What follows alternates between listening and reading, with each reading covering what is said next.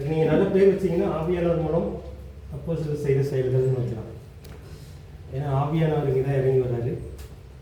இறங்கி வந்து அந்த 120 சீடர்கள் மேலே வந்தவர் நடக்கிற ஊழியங்களை பற்றி எழுதுறாரு. இதில் வந்து லூக்கா கூட வர்றாரு. அப்போஸ்தலர் நடவடிக்கை எழுதும்போது முதல்ல வந்து பேதுரு மூலமாக தான் ஊழியங்கள் ஆரம்பிக்குது. அதுக்கப்புறம் பவுல் ரட்சிக்கப்படுறாரு, பவுலாக இருந்தவர். இவர் வந்து லூக்கா வந்து பவுல் கூட சேர்ந்து நிறைய ஊழிய பயணங்களுக்கு கூட போகிறார். அதனால் பவுல் கூட இருந்த பார்த்தவர். நம்ம சுவிசேஷம் வந்து பார்க்காம கேட்டு ஆராய்ச்சி பண்ணி எழுதுனது. இது வந்து பாதிக்கு மேலே வந்து அவர் பார்த்து ஞான சம்பவம்லாம் பார்த்து தான் இருக்கிறார். எல்லோரும் வாசிப்பேன்னு நினைக்கிறேன். அப்போஸ்தலர் நடவடிக்கைகள் மொத்தம் 28 அதிகாரம். ஒரு அதிகாரமாக நம்ம சுலபமாக பார்க்கணும். நம்ம இன்னும் ஒரு எக்ஸ்பிரஸ் மாதிரி தான் இருக்கும். எதுவுமே நீங்கள் எழுத வேண்டாம், சும்மா அப்படியே தியானிச்சுட்டு வந்தால் போதும். மேலோட்டமாக நம்ம பார்க்கலாம். அது வந்து சர்வே அந்த டீட்டெயிலும் நம்ம பார்க்கலாம். இங்கே வந்து எப்படி ஆரம்பிக்கிறாங்கன்னா, இயேசு உயிரோடு வந்து மேலோகத்துக்கு போகும்பொழுது சீசர்கிட்ட என்னன்னு சொல்லிட்டு போகிறாரு. என்ன சொல்லிட்டு போனார் இயேசு உயிரோடு எழுந்திருந்து எத்தனை நாள் காட்சி அளித்தார்? 40 நாள். எத்தனை பேருக்கு காட்சி அளித்தார்? 500 பேருக்கு மேற்பட்டவங்க. கடைசியாக அவர் வந்து போகிறாரு. போயிட்டு நீங்கள் காத்துருங்க. எதுக்காக காத்திருக்க சொல்லிட்டு போகிறாரு? ஆவியானவர் வருவார். ஆவியானவர் எந்த நாள் வந்தார்? பெந்தேகோஸ்து நாள் வந்தார். இதில் வந்து மேல் உலகத்துக்கு இயேசு எப்படி போனாரோ அப்படியே ஒரு நாள் திரும்ப வருவார். அது யார் சொன்னது? தூதர்கள். இயேசு மேலே போயிட்டாரு, மேகம் வருது, போயிட்டாரு. இவங்க வந்து வானத்தை பார்த்துட்டே இருக்காங்க. அவங்கள்ட்ட வந்து தூதர் சொன்னாங்க, அவர் எப்படி போனாரோ எப்படி ஒரு நாள் திரும்ப வருவார். அதனால நீங்கள் போய் அவர் சொல்ல வேண்டி காத்துருங்க. அதுக்கப்புறம் யூதாஸ் வந்து இப்போ தற்கொலை பண்ணிட்டாரு. யூதாஸுக்கு பதில் வந்து வேற ஒருத்தர் எடுக்கணும்னு சொல்லி இவங்க எல்லாம் கூடி பேசுகிறாங்க.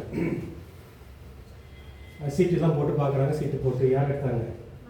மத்தாயா அப்படின்றவர். இவரை பற்றி அவ்வளோவா எழுதப்படல. ஆனால் ஒருவேளை வந்து யூதாஸுக்கு பதில் தேவன் யாரும் தெரிந்தெடுத்திருக்கலாம்னு சொல்கிறாங்க. அவங்களா இருக்கலாம். 11 பேர் வந்து சிறுவர் சமுதாயம் சொன்னால் கூட அதில் ஒருத்தர் தான் இங்கே வந்தார், இந்தியாவுக்கு வந்தார். ஆமாம், புரஜாதிக்காக தெரிஞ்சிருக்கலாம். மத்தையை பற்றி அவ்வளோவா அதிகமாக எழுதப்படலை. நிறைய சீசர்கள் பற்றி அவ்வளோ எழுதப்படலை. ஏன்னா இந்த தோமா அங்கே வராது. 11 இந்த 11 பேரில் ஒருத்தர் தோமா. அவர் கேரளாவுக்கு வராது, தமிழ்நாட்டுக்கு வராது. அவரை பற்றியும் இதிலெல்லாம் எழுதப்படலை.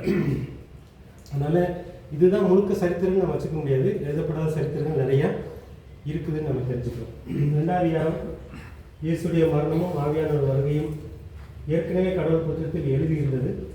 அந்தந்த நாளில் அப்படியே நடந்தது. விளைவு இயேசு போட்டு தருவதாக பிரியமாக எழும்ப ஆரம்பித்தார்கள். 2வது அதிகாரத்தில் தான் சபை ஆரம்பிக்குது. இயேசு வந்து கொலை செஞ்சதெல்லாம் வந்து பார்த்தீங்கன்னா ஏதோ கடவுள் தெரியாமல் நடந்த சம்பவம்லாம் கிடையாது. ஏற்கனவே தீர்மானிக்கப்பட்டது. அதை பற்றி ஏற்கனவே பழைய ஏற்பாட்டில் எழுதப்பட்ட ஒரு சம்பவம் தான் நடந்துச்சு. 2வது அதிகாரம் வந்து இந்த பெந்தேகோஸ்து நாளில் இது ஒரு திருவிழா. பெந்தேகோஸ்துன்னு என்னன்னு புரியுது உங்களுக்கு? 50வது நாள். பெண்டிகாஸ்ட் அப்படின்னாலே எபிரேய மொழியில் 50வது நாள் அர்த்தம். இப்போ இதுலேருந்து 50வது நாள் நம்ம ஏற்கனவே பார்த்துருக்கோம்.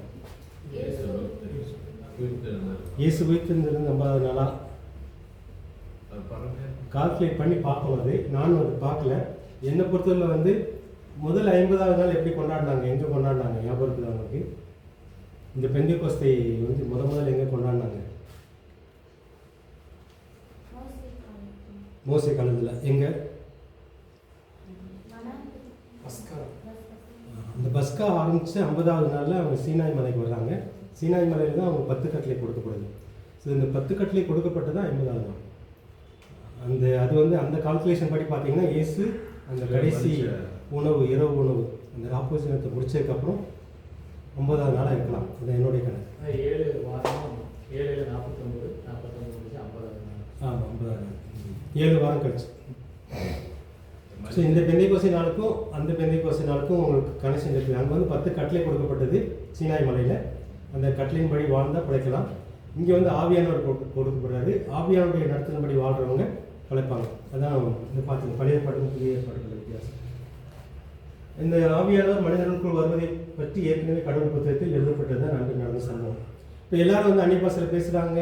அந்நிய பாஷைன்னா நிறைய பாஷை, தெரிஞ்ச பாஷையும் பேசுகிறாங்க, தெரியாத பாஷையிலும் பேசுகிறாங்க. இந்த பெந்தேகோஸ்து நாள் கொண்டாடுறதுக்காக யூதர்கள் வந்து பல நாட்டிலேருந்து வந்திருக்காங்க. பல மொழி பேசுகிற யூதர்கள். எருசலேமுக்கு வந்திருக்காங்க. இங்கே வந்து பெரிய சத்தம் கேட்குது, பெரிய காற்று அடிக்குது, இவங்கெல்லாம் சத்தமாக பேசுகிறாங்க 120 பேர். அப்போ அந்த திருவிழாவுக்கு வந்தவங்க எல்லாருமே இந்த வீட்டுக்கு வந்து சேர்ந்துறாங்க. வீட்டுக்கு வந்து சேரும்போது எல்லாம் பார்க்குறாங்க, நிறைய நாட்டிலேருந்து வந்தவங்க அவங்க மொழியை அவங்க பேசுகிறாங்க. அந்த மொழி இவங்களுக்கு தெரியாது. பேசினோடனே அவங்களுக்கு ஆச்சரியம் வருது. அப்போது சிலர் சொல்கிறாங்க, இவங்க எப்படி நம்ம மொழி பேசுகிறாங்கன்னு கேட்குறாங்க. சிலர் சொல்கிறாங்க, இவங்க குடிச்சிருக்கிறாங்க, குடிச்சிட்டு தான் இப்படி பண்ணுறாங்க அப்படின்னு. அப்போ தான் பேதுரு எழுந்துச்சு பிரசங்கம் பண்ணுறாங்க, நாங்கள் குடிக்கலை, இது காலையில் 9 மணிக்கு நடக்குது அப்படின்ற மாதிரி பேதுரு வளர்த்தினார். இது வந்து ஏற்கனவே எழுதப்பட்டது, ஆவியானவர் வந்து மாம்சத்தில் மாம்சமான எல்லாருமே ஊற்றப்படுவான்றது எழுதப்பட்டு தான் இன்றைக்கி நடக்குது அப்படின்னு சொல்லி பேதுருடைய பிரசங்கத்தை பார்க்குறோம். இதையும் வளர்க்குறார். இயேசுவை கொலை செய்வதையும் அவர் உயிரோடு எழுந்து வருவதையும் கடவுள் புத்தகத்தில் ஏற்கனவே எழுதியிருந்தபடி தான் நீங்கள் செஞ்சீங்க. நீங்கள் தான் அவரை கொலை பண்ணீங்க. அவர் வந்து சாக போகிறான்னு ஏற்கனவே எழுதிருந்துச்சு, அதை நீங்கள் கொலை பண்ணீங்க. நீங்கள் செஞ்ச தப்பு உணர்ந்துக்கிட்டீங்கன்னா உங்களுக்கு மன்னிப்பு கிடைக்கும், உங்களை அப்படி எடுத்துப்பாருங்க. அதனால தான் எத்தனை பேர் ரட்சிக்கப்படுறாங்க அந்த பிரசங்கத்தில்? 3000 பேர் ரட்சிக்கப்படுறாங்க. அவங்கெல்லாம் வந்து இயேசு கூட்டத்தாரில் சேரும். அதுக்கப்புறம் பேதுரு வந்து நடக்க முடியாத ஒரு முடவனை, இதுதான் என் கையில் வந்து தங்கமும் இல்லை, வெள்ளியும் இல்லை, காசு இல்லை, இயேசுடைய நாமத்தில் அது நட சொன்னார். அப்புறம் பேதுரு அங்கேயும் நடக்கிறார். இதெல்லாம் அந்த தேவாலயத்தில் தான் நடக்குது. அப்போது நேர சக்தியும் நடக்கலை, இது வந்து நசரேயனாகிய இயேசுடைய நாமத்தினால இவன் வந்து நடக்கிறான். அவர் உயிரோடு இருந்துச்சு, அந்த வல்லமை தான் அவனை நடக்க வைக்குதுன்னு சொல்லி நடக்கிறத பார்க்கணும்.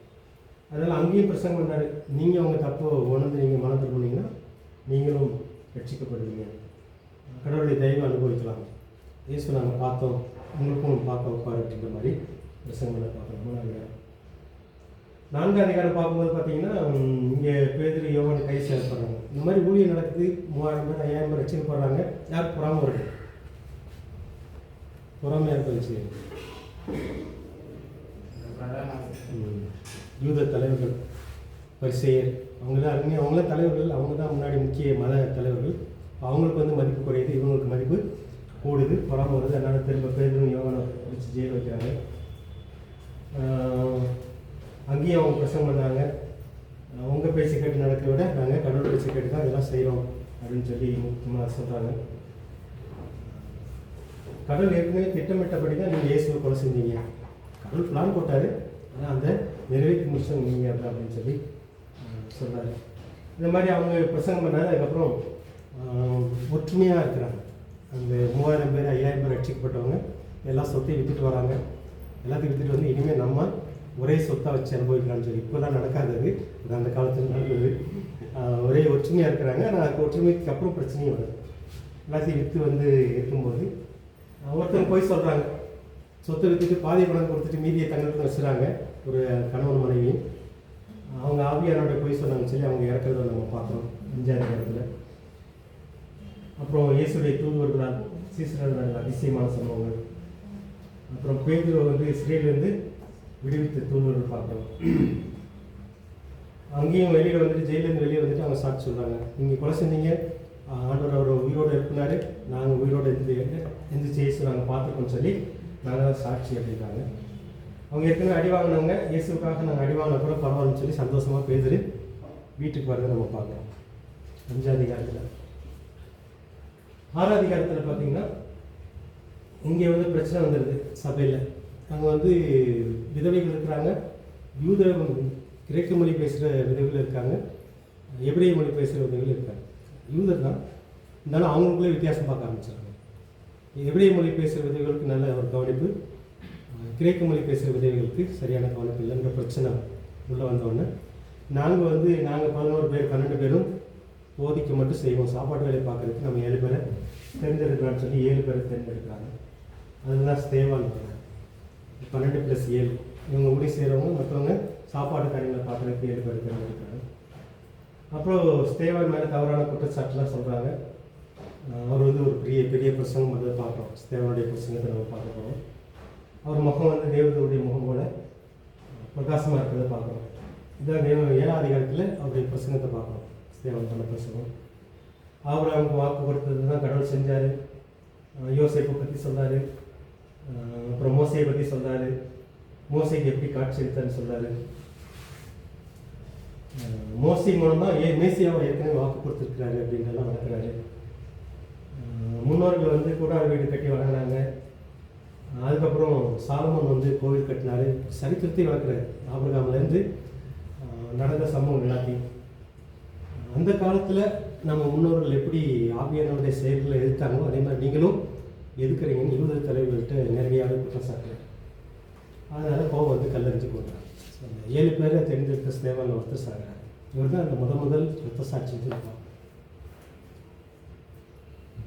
அந்த ரத்த சாட்சிக்கு அப்புறம் மக்கள்லாம் செதறி போகிறாங்க. இப்போ ஒன்றா இருந்தவங்க கிட்டத்தட்ட ஒரு 10,000 பேர் கிட்ட ஒன்றா இருந்தவங்க, ஒன்றா இருந்து ஆராதிச்சவங்க வேறு நாடுகளுக்கு செதறி போகிறாங்க. அப்புறம் சமாரியா நாட்டுக்கு வந்து பிலிப்பு மூலமாக செய்தி போகுது. அந்த 7 பேரில் ஒருத்தர் தான் பிலிப்பு. அவர் வந்து அங்கே போய் சொன்னார். அங்கேயும் ரட்சிக்கப்படுறாங்க. பிலிப்பு மூலம் அங்கே நிறைய பேர் வந்து ரட்சிக்கப்படுறாங்க சமாரியா மக்கள். இது 8வது அதிகாரம். 9வது அதிகாரத்தில் பார்த்தீங்கன்னா இந்த சவுல் அது வரைக்கும் பின்னாடி இருந்து வேலை செய்கிறார். நிறைய துன்புறுத்தல், இந்த சபைகள் சிதறி போனதுக்கு சவுல் ஒரு காரணம். அவர் வந்து நிறைய பேரை துன்புறுத்துறாரு. அப்படி ஒரு இடத்துல இருந்தாங்க. போகும்போது அவருடைய இயேசுவை சந்திக்கிறார். இயேசு என்ன சொல்லாது சவுலை சந்திச்சு, நீ ஏன் என்னை துன்பப்படுத்துகிறாய்? இவர் யாருன்னு கேட்குறாரு. நான் வந்து நசரேயனாகிய இயேசு அப்படின்றாரு. நான் என்ன செய்யணும்னு கேட்குறாரு. இப்போ அந்த நகரத்துக்கு போ, அங்கே இருக்கிற ஒருத்தர் உங்களை என்னை பற்றி சொல்லணும் அப்படின்னு சொல்லி பார்ப்போம். ஸோ அனனியா மூலம் அவருக்கு வந்து அந்த பெரிய வெளிச்சம் வந்து அடிக்கிறதுனால கண் பார்வை போயிடுது. 3 நாளாக வந்து சாப்பிடல, ஃபாஸ்டிங் ப்ரேயரு. 3 நாளாக கண்ணும் தெரியல. அதுக்கப்புறம் அனனியா மூலமாக அவருக்கு பார்வை கிடைக்குது. அப்புறம் உடனடியாக தமஸ்கு நகரில் வந்து இயேசுவை பற்றி சவுல் அறிவிக்க ஆரம்பிக்கிறாரு. அப்புறம் எருசலேம் நகருக்கு சவுல் வந்து திரும்ப வரதை பார்க்குறோம். அப்புறம் பேதுரு வந்து பல ஊர்களுக்கு போய் ஊழியம் செய்கிறத பற்றிலாம் இங்கே எழுதியிருக்கிறார். 10வது அதிகாரம். இங்கே வந்து கொர்நேலி வீட்டுக்கு பேதுரு வந்து ஆண்டவர் அனுப்புகிறார். எப்படி அனுப்புகிறார் அந்த சம்பவம் எனக்கு ஞாபகம் இருக்கிறார். பேதுரு ஒரு வீட்டில் இருக்கிறாரு. சாப்பாடு செஞ்சுட்டு இருக்கிறாங்க. இவருக்கு நல்லா பசி, மயக்கம். என்ன நடக்குது? வானத்திலிருந்து ஒரு போர்வை மாதிரி வந்து அதுக்குள்ளே நிறைய சுத்தமில்லாத மிருகங்கள் இருக்குது. அப்போ ஒரு சத்தம் கேட்குது. இதெல்லாம் அடித்து சமைச்சு சாப்பிடுறாரு. அப்போ பேர் என்ன சொல்கிறாரு? அசுத்தமான இது வரைக்கும் தொட்டதே கிடையாது, எப்படி இது சாப்பிடலாம்? அது மாதிரி 3 தடவை நடக்குது. அது முடியும் போது யார் வரா? இந்த கொர்நேலி வந்து மற்ற சமுதாய மக்கள். பேர் வந்து இது வரைக்கும் எந்த மற்ற சமுதாய மக்கள் மத்தியில் போய் எந்த முடிவும் செய்யலை. அவருக்கு ரொம்ப தயக்கங்கள். ஆனால் ஆண்டவர் வந்து அவருடைய மனசு இது மூலமாக மாற்ற ஒன்று காட்சி கொடுக்குறாரு. இன்னும் வந்து அதே நேரத்தில் இந்த கொர்நேலி வீட்டிலேருந்து ஆட்கள் வராங்க. பேதருக்கு ஒரே குழப்பம். அப்புறம் ஆண்டவர் ஏதோ செய்ய சொல்கிறாரு, மற்ற சமுதாய மக்களுக்கு ஏதோ செய்ய சொல்கிறான்னு சொல்லி பேதருக்கு வந்து ஒரு வெளிச்சம் கிடைக்குது. அதுக்கப்புறம் தான் அங்கே போய் புரியுது, எல்லா சமுதாய மக்களையும் ஒன்று போல தேவன் பார்க்குறாரு. எது மூலமாக பிடிச்சிக்கிறார்? பேதுரு ஆவியானவர் இறங்குறார். எப்படி இந்த பெந்தைக்கோஸ்தினால இவங்க மேலே ஆவியானவர் வந்தாரோ அதே மாதிரி அந்த வீட்டில் போய் பேசிகிட்டு இருக்கிறாரு. ஒரு 10-12 பேர் இருக்கிறாங்க. அவங்க மேலே ஆவியானவர் இறங்குனதை பார்த்தோன்னே இப்போ தான் புரியுது. ஆவியானவர் வந்து நமக்கு இறங்குன மாதிரி அவருக்கு இறங்குனாரு. அதனால் தேவன் வந்து வித்தியாசம் பார்க்கல அப்படின்னு சொல்லி புரிஞ்சுக்கிறாங்க. அதுக்கப்புறம் அவங்க வீட்டில் வந்து தண்ணீரில் முழுக்க பெற்று ஞானஸ்நானம் எடுக்கிறாங்க. ஞானஸ்நானம் எடுத்து வந்து இயேசு வந்து சேவிக்கிறாங்க. பார்க்கலாம் 11வது அதிகாரம்.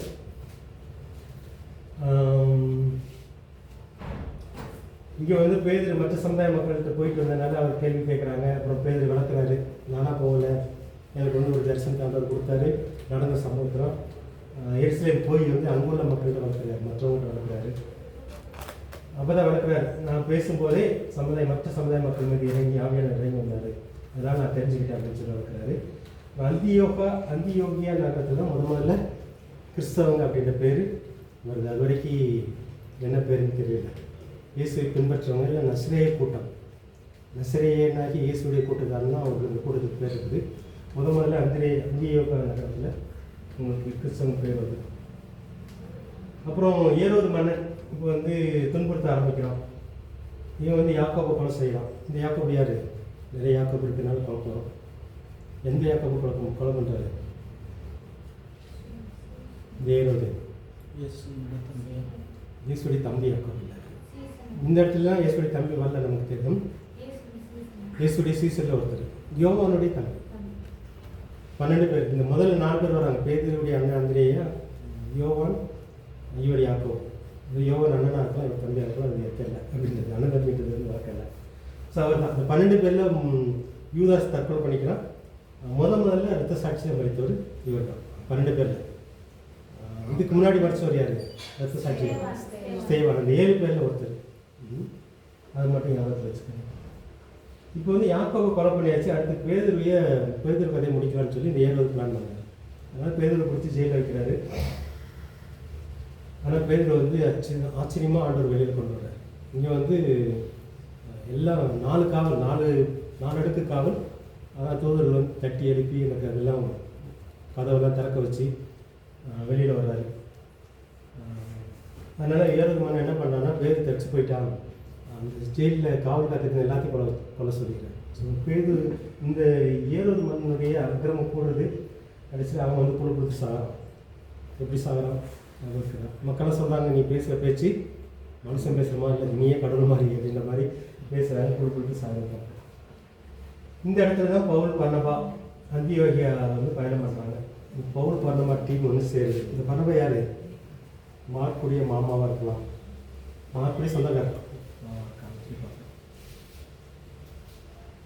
இங்கே தான் முதல் பயணம் ஆரம்பிக்குது. 12 அதிகாரம் வரைக்கும் முக்கியமான நபர் யார்? பேதுரு தான். அதில் வந்து முக்கியமாக யூதர்கள் ஊழியம் தான் நடக்குது. ஒரு சின்ன ஊழியம் மட்டும் இந்த கொர்நேலி மற்ற சமுதாய மக்கள் மத்தியில் ஒரு ஊழியம் நடக்குது. 13 அதிகாரத்துலேருந்து பவுலுடைய ஊழியங்கள் தான் நம்ம பார்க்கணும். 13லேருந்து கிட்டத்தட்ட 28 வரைக்கும் பவுலுடைய ஊழியத்தை தான் பார்க்கணும். ஸோ அந்தியோக்கியா நகரத்தில் இருக்கும்போது அங்கே ஜெபம் பண்ணுறாங்க. அப்போ இவங்களுக்கு வந்து நான் என்ன ஊழியத்துக்கு தேர்ந்தெடுத்தனோ அந்த ஊழியத்துக்கு அனுப்புன்னு சொல்கிறாங்க. அப்படியாக வந்து முதல் ஊழியம் ஆரம்பிக்குது. இந்த பர்னபா தான் பவுலை வந்து, அதாவது பவுல் வந்து ரட்சிக்கப்பட்ட உடனே இந்த இஸ்ரேல் சீடர்கள் வந்து பவுலை ஏற்றுக்கொள்வதற்கு பயந்தாங்க. ஏன்னா இருக்குன்னு நிறைய பேர் ஸ்தேவான் கொள்றதுக்கு இவர் துணையாக இருந்தவர், அதனால் ஏற்றுக்கொள்ள பயந்தாங்க. பர்னபா தான் கொஞ்சம் பவுல் கூட பழகி பவுலை வந்து மற்ற சீசர்கிட்ட அறிமுகப்படுத்தி பழக வைக்கிறார். ஸோ அப்படி தான் பவுல் அந்த பர்னபா கூட வர்றாரு. அவர் நல்ல ஒரு சுவிசேஷகர். மார்க் நம்ம இங்கே பார்க்குறோம். இங்கே மார்க்கு கூட போயிருக்கிறாரு பவுல் பர்னபா கூட. ஆனால் மார்க் வந்து ஒரு வசதியான குடும்பத்தில் வளர்ந்ததுனால அவருக்கு ஊழியத்தில் எங்கேயோ கஷ்டம், அதனால் திரும்பிடுறாரு. இந்த பவுல் பர்னபா அவர்கிட்ட பிரிகிறத நம்ம பார்க்குறோம். பவுல் வந்து சரித்திரமாக தெரியும், இஸ்ரேல் சமுதாய சரித்திரம் தெரியும், ரோம சரித்திரம் தெரியும். அது மூலமாக நிறைய இடங்களில் வந்து இயேசுதான் மேசியான்னு சொல்லி வளர்க்குறாரு.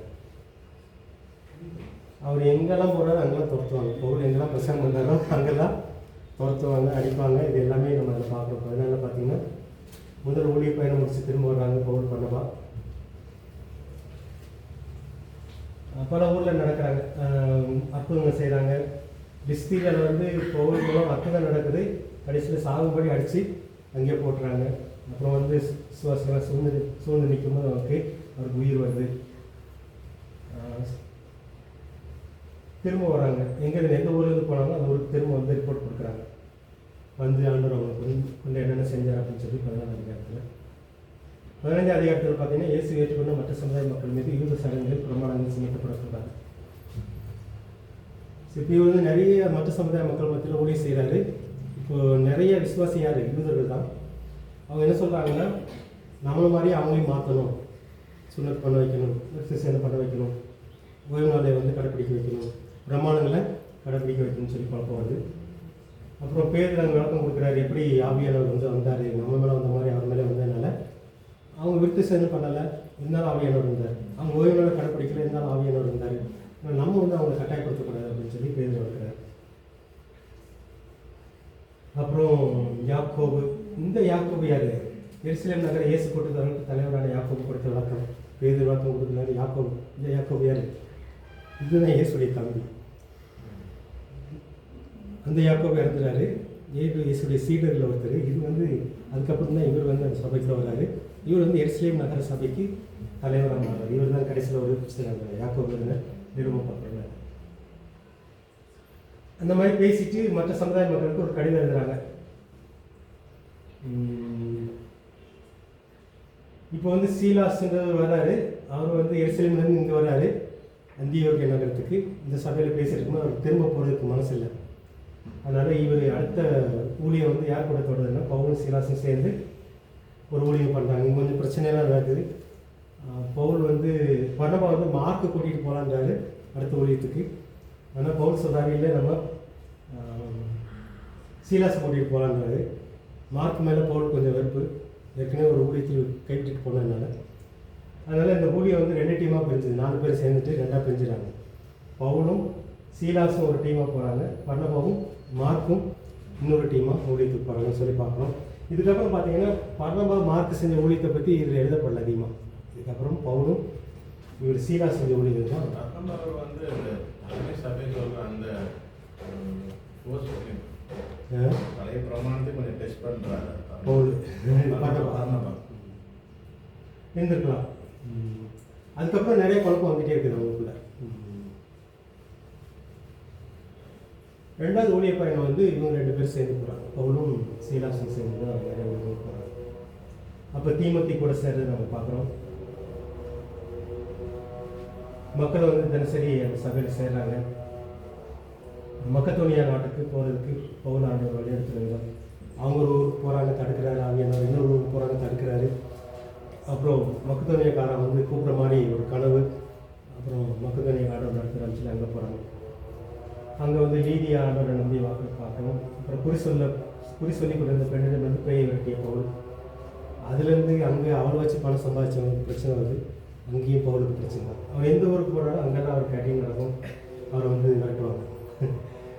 அப்புறம் பிலிப்பு நகரை விட்டு அப்படியே ஒவ்வொரு ஊருக்காக போயிட்டுருப்பாங்க. பவுலுடைய ஊழியமே வித்தியாசமான அந்த மாதிரி ஊழியம் நம்ம யாருமே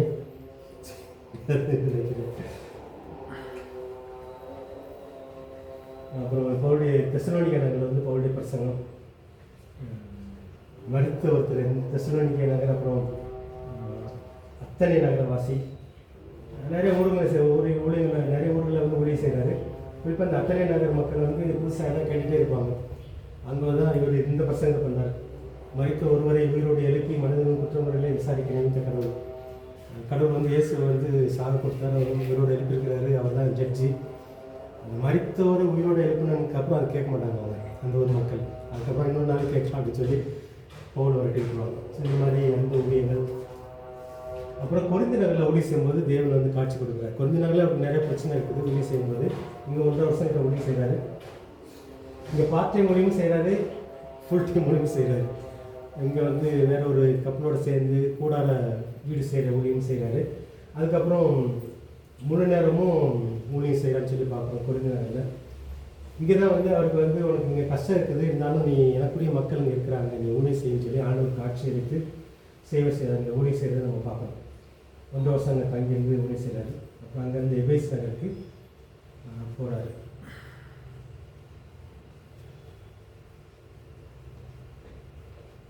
பல ஊருக்கு ஒரு அந்தியோகியா, கலாக்கியா, பிரிகியா, அங்கே உள்ள சபைகளுக்கெல்லாம் போய் அவங்க உற்சாகப்படுத்திருப்பாங்க.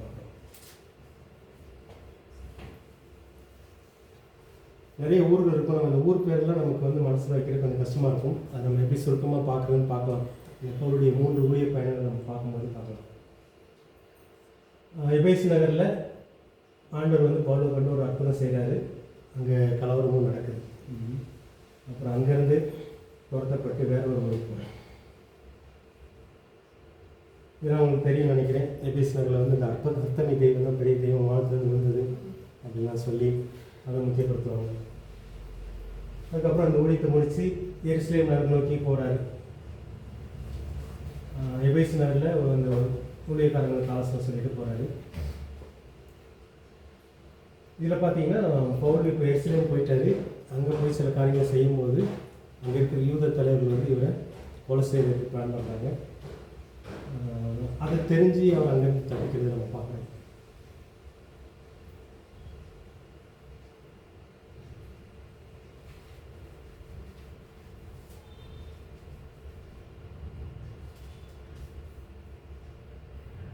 அதுக்கு முன்னாடி இது வந்து பவுல் வந்து எருசலேம் போய் ஆகணும், அந்த பெந்திகோசை அந்த வருஷத்தில் பெந்திகோசை திருவிழாவில் அங்கே இருக்கணும்னு சொல்லி அவர் தீர்மானிக்கிறாரு. கப்பலை பயன் பண்ணுறாரு. அவர் வந்து போகிற வழியில் நிறைய ஊரில் விசுவாசிகளை பார்க்குறாரு. பிலிப்பை சந்திக்கிறாரு. அப்புறம் எருசலேம் போய் சேர்ந்துறாரு. அங்கே தான் வந்து யூத தலைவர்கள் வந்து சமாதானப்படுத்துறதுக்காக வந்து யாக்கோபு சில ஆலோசனை கொடுக்குறாரு. தீமோத்தி கூட்டு போய் நீ சில சடங்கெல்லாம் செஞ்ச நீ வந்து யூத சடங்குகளையும் பின்பற்றுன்னு சொல்லி நம்புவாங்க அப்படின்னு சொல்லி யாக்கோபுடைய ஆலோசனை. ஆனால் அங்கே போன இடத்துல கோயிலில் அவர் என்ன பண்ணிடுறாங்கன்னா கைது பண்ணிடுறாங்க. இவர் வந்து மற்ற சந்தேகக்காரரை கோயிலுக்குள்ள கூட்டு வந்தாருன்னு சொல்லி பவுல் வந்து அரெஸ்ட் பண்ணுறாங்க. விசாரணையில் வந்து மக்கள்கிட்ட பேசுகிறதுக்கு அனுமதி கேட்குறாரு, பேசுகிறாரு. 22ஆம் அதிகாரத்தில் வந்து பேசுகிறாரு. நான் செய்யாத குற்றத்தை செஞ்சுதான் சொல்கிறாங்க. மற்ற சமுதாயத்தால் கோயிலுக்குள்ளே கூட்டு போனதாக, கலவரம் பண்ணதாக, யூத கலாச்சாரத்தை வந்து தப்பாக பேசினதாக சொல்கிறாங்கன்னு சொல்லி விளக்குறாரு. அப்புறம் அவருடைய சாட்சின்னு சொல்கிறாங்க. இந்த இடத்துல திரும்ப வந்து இயேசு நான் எப்படி சந்தித்தேன், இயேசுடைய சந்திப்புனால என்னுடைய வாழ்க்கை எப்படி மாறிச்சு அப்படின்றதான் திரும்ப வளர்க்குறாரு. 22ஆம் அதிகாரத்தில் அப்படி பேசிகிட்டே இருக்கும்போது வந்து அடிக்க போகிறாங்க. வந்து நான் ஒரு ரோம பிரஜை, என்ன அடிச்சிங்கன்னா உங்களுக்கு பிரச்சனைன்னு சொல்லி அடியிலேருந்து தப்பிக்கிறாரு. அப்புறம் யூத தலைவர் மத்தியில் அவரை விசாரணைக்கு கூட்டி வர்றாங்க. இங்கே தான் வந்து அவரை வந்து கொல்றதுக்கு பிளான் பண்ணாங்க. பவுல் வந்து எப்படியோ கொல்றான்னு சொல்லிட்டு அந்த விசாரணையில் கூட வந்து பவுல் சில காரியங்கள்லாம் பேசினார். அங்கே தப்பிக்கிறதுக்கு என்ன பண்ணாருன்னா, இந்த கூட்டத்தில் வந்து இப்போ பரிசெயர் சரிசெயர் 2 கூட்டமாக இருக்கிறாங்க. நான் எதுக்காக கைது செய்யப்பட்டேன் அப்படின்னா, நான் வந்து பரிசெயர், உயிர்த்தது இருக்குன்னு நம்புகிறேன், இயேசு உயிரோடு இருந்துச்சு நான் சொல்கிறதுனால தான் கைது பண்ணியிருக்காங்கன்னு. அங்கே 2 பேருக்குள்ள கலவரம் வந்துருக்கு, பரிசெயருக்கு சரிசெயருக்கு. அப்படி அவங்களுக்குள்ள பிரச்சனை வந்து தான் தப்பிக்கிறார். அதுக்கப்புறம் தான் அவரை கொள்றதுக்கும் ஒரு சீக்ரெட்டாக கொள்றதுக்கு பிளான் பண்ணுறாங்க. அவர் வந்து ஜெயிலிருந்து வெளியில் விசாரணைக்கு கூட்டிகிட்டு வர மாதிரி கூட்டிகிட்டு வர வச்சு வர்ற வழியிலேயே அவரை தீர்த்து கட்டின்னு சொல்லி கிட்டத்தட்ட 40 நாள் நினைக்கிறேன் சாப்பிடாம விரதெல்லாம் இருக்கிறார். 40 பேர் சபதம் இருக்காரு. சபதம் இருந்து கொள்றதுக்கு பிளான் பண்ணுறாங்க. அந்த செய்தி வந்து அவருடைய சொந்தக்கார மூலமாக அவருக்கு கிடைக்குது. அது மூலமாக அவர் தப்பிக்கிறார்.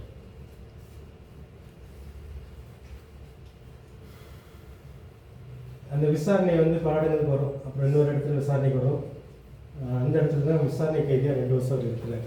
வேற ஒரு இடத்துல சிசிரியான்ற ஊரில் வந்து அவர் வந்து எங்கேயும் தப்பிச்சு போயிடுறாரு. ஏன்னா இவங்க கொள்றதுக்கு பிளான் பண்ணுறாங்க. அதனால் அந்த ஆளுநர் என்ன பண்ணுறாங்கன்னா, இவர் எப்படியே சீக்கிரட்டாக வேற ஊருக்கு அனுப்பிடலான்னு எஸ்லேருந்து செசரியாவுக்கு அனுப்பி வச்சுறாரு. நைட்டோட நைட்டாக இவங்க என்ன பண்ணுவாங்கன்னா, அடுத்து இங்கே செசரியாவுக்கு வந்துட்டு பவுலை விசாரணைக்கு எஸ்லேருந்து கூட்டிகிட்டு வர வழியில் கொள்ளணும்னு சொல்லி பிளான் பண்ணுவாங்க. ஆனால் பவுல் வந்து நான் திரும்ப அங்கே போக மாட்டேன், என்னை வந்து பெரிய ராஜா விசாரிக்கணும், நான் ரோமுக்கு தான் போகணும்னு சொல்லி சொல்லுவேன். ஸோ அப்படி தான் அவருடைய காரியங்கள் வந்து. இதுக்கு மத்தியிலே அவர் நிறைய ஊழியங்கள் செய்வார். பல வருடங்கள் நடக்குது. இதுக்கு மத்தியிலும் பவுல் வந்து நிறைய ஊழியங்கள் செய்திருப்பார்.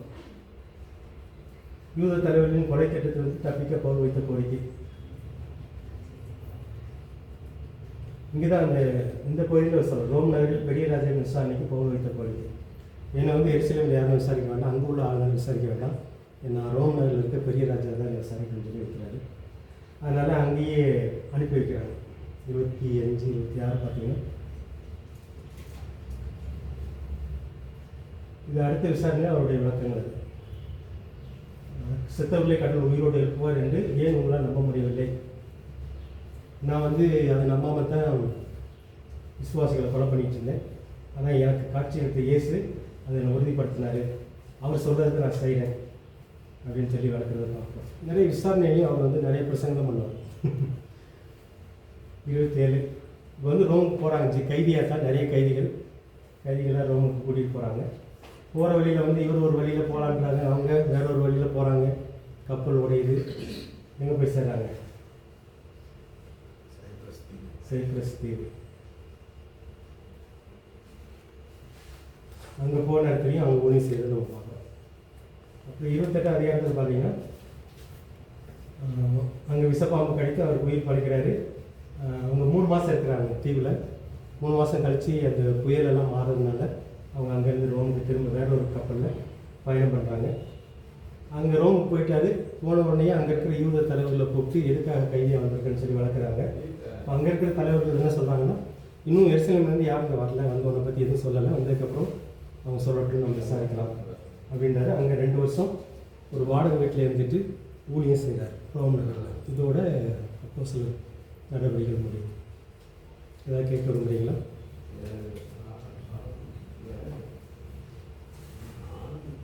முக்கியமாக 13ஆம் அதிகாரத்திலேருந்து 28ஆம் அதிகாரம் வரைக்கும் பவுலுடைய 2 ஊழிய பயணங்கள், 3வதாக ரோமுக்கு வர்ற காரியங்கள்லாம் அவர் பல ஊர்களுக்கு போகிறார், பல நாடுகளுக்கு போகிறார். ஏதாவது கேட்க விரும்புகிறீங்களா?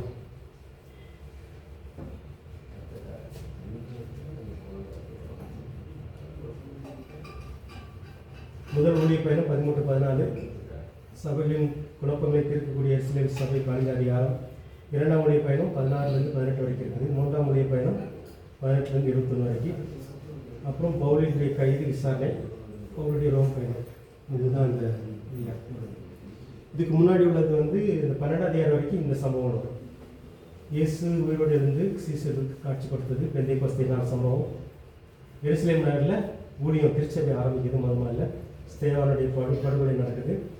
அப்புறம் சமாரியா நாட்டுக்கு நல்ல செய்தி பரவுது. சவுளுடைய மனமாற்றம் 9ஆம் அதிகாரம். அப்புறம் மற்ற சமுதாய மக்கள் இயேசு ஏற்றுக்கொண்ட காரியங்கள் 10-11 அதிகாரம். யாக்கோபுடைய கொலை, பேதுருடைய சிறை, 20 மரணம் 12 அதிகாரம். பவுலுடைய வாழ்க்கையும் ஊழியங்கள் வந்து 13-28 வரைக்கும். இதை சுருக்கமாக பார்த்தோன்னா இந்த சம்பவம் தான் இருக்குது. அதுதான் இதான் கேள்வி என்ன கேட்கலாம். அடுத்து அண்ணன் ஊட்டி சர்வே பார்க்கலாம். இதை கேட்க விரும்புகிறீங்களா? லூக்கா அப்போஸ்தலர் நடவடிக்கைகள் சுருக்கமாக பார்த்தப்போ நம்ம டீட்டெயிலாக படிக்கும்போது அந்த புக்கில் உள்ளது டீட்டெயிலாக படிக்கும். இப்போதைக்கு ஓவரால் நீங்கள் அதை இதுதான் அதில் நடக்குதுன்னு தெரிஞ்சுக்கலாம். அண்ணா இருக்காங்களா? அண்ணே வரீங்களா?